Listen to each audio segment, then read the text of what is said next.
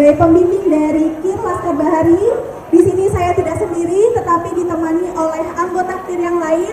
Di sini ada Keanu, di sini ada Raya, di sini ada Robiatul, di sini ada Zaskia, dan yang terakhir ada Bagas.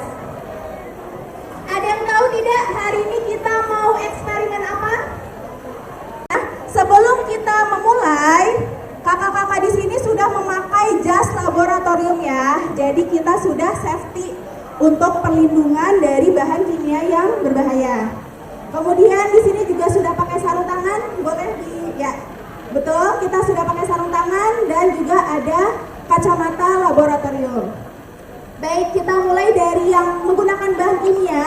Di sini kita untuk bahannya ada hidrogen peroksida. Boleh Kak Bagas dikasih tunjuk hidrogen peroksida. Baik, selanjutnya kita juga pakai kalium iodida. Boleh dikasih tunjuk Kak kalium iodidanya. Oke, lanjut lagi ada sabun cair. Ya, ada sabun cair dan juga ada pewarna. Baik, kita sekarang menggunakan bahan kimia dulu ya. Boleh Kak dibantu untuk dituangkan hidrogen peroksidanya. Di sini kita memakai hidrogen peroksida sebanyak 100 ml. Boleh dituangkan? Ya, 100 ml ya. Mungkin kalian bisa juga coba beli gitu ya di laboratorium, di alat-alat atau bahan-bahan laboratorium, kalian bisa. Oke, di sini ada 100 ml. Ya, betul. Lanjut lagi, dituang warna. Nah, warnanya ini kita pakai warna merah. Sebenarnya boleh apa aja gitu ya, nggak mesti merah. Misalkan kalian suka warna biru, nah kalian bisa pakai yang warna biru. Ataupun misalkan kalian suka warna ungu, nah itu bisa pakai warna ungu. Lanjut, kita campurkan sabun cair sebanyak 40 ml.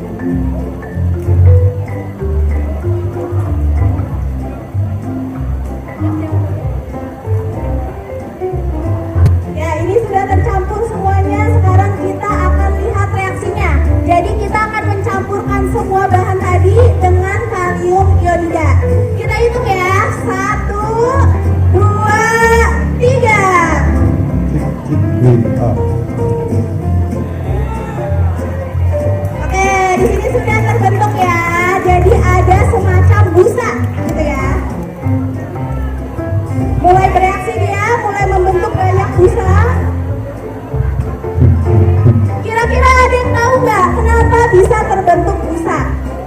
Ada yang bisa? Ada yang mau bisa coba jawab? Belum tahu ya. Jadi kenapa sih bisa terbentuk busa? Tadi kita pakai bahan hidrogen peroksida dan kalium ionika. Nah, di mana reaksinya itu bisa menghasilkan oksigen. Tahu oksigen? Tahu ya. Nah, di mana oksigen ini terperangkap di dalam sabun cairnya tadi. Nah, sehingga menimbulkan busa yang cukup banyak. Oke, sekarang kita coba yang menggunakan bahan sederhana. Mungkin kalau yang pakai bahan sederhana, reaksinya itu nggak sama ya dengan yang seperti ini. Bisa jadi busanya lebih sedikit. Oke, sekarang kita coba tuangkan pemutih. Pemutih ya, pemutih ini bisa apa aja. Pokoknya pemutih untuk pakaian.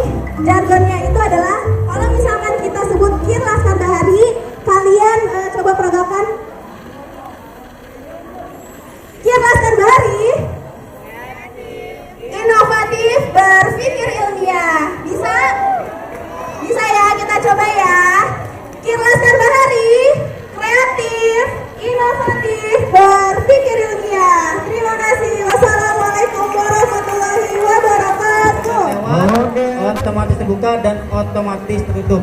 Itu semuanya menggunakan sebuah sensor. Nah, di coding ini kalian akan belajar mengenai sebuah sensor dan coding. Nah, di mana sebuah sistem itu akan berjalan kalau kamu sudah memprogramnya dengan coding, ya. Nah, contoh di sini adalah Kak, boleh dicontohkan yang ini, yang apa? Tong sampah otomatis. Jadi kalau kamu disentuh, maka nanti akan apa? Tuh, kebuka otomatis. Ya, terlihat ya? Ya, kalau disentuh, tuh, ya. Ini baru prototipe, baru contoh. Ini kita bisa aplikasikan tidak hanya tong sampah, mungkin pintu gerbang, mungkin jendela dan mungkin mobil atau mungkin apapun yang kita aplikasikan ke perangkat-perangkat lainnya. Ini sebagai contoh adalah tong sampah otomatis. Jadi kalau kalian kena sensor gerak akan terbuka otomatis. Oke. Yang kedua adalah pintu. Nah, pintu otomatis ini gimana ininya? Kalau pintu otomatis ini menggunakan sensor cahaya. Tadi yang tong sampah otomatis itu menggunakan sensor gerak. Nah, kalau yang ini kita akan coba menggunakan sensor cahaya. Coba Kak di infonya dicoba. Atau yang ini boleh? Sama aja. Ini Kak. Tuh ya. Tuh, otomatis ya terbuka. Ya. Jadi kalau kita ada cahaya masuk, nah terbuka. Ini semuanya menggunakan robotik dan coding. Nah, jadi adik-adik kalau yang ingin bergabung dengan coding itu ada di eskul di hari Senin, ya, Senin siang. Ada yang menjelaskan nih, Kak siapa? Kasih Pak, menjelaskan. Ya, kasih Pak silakan menjelaskan. Nih, posisinya.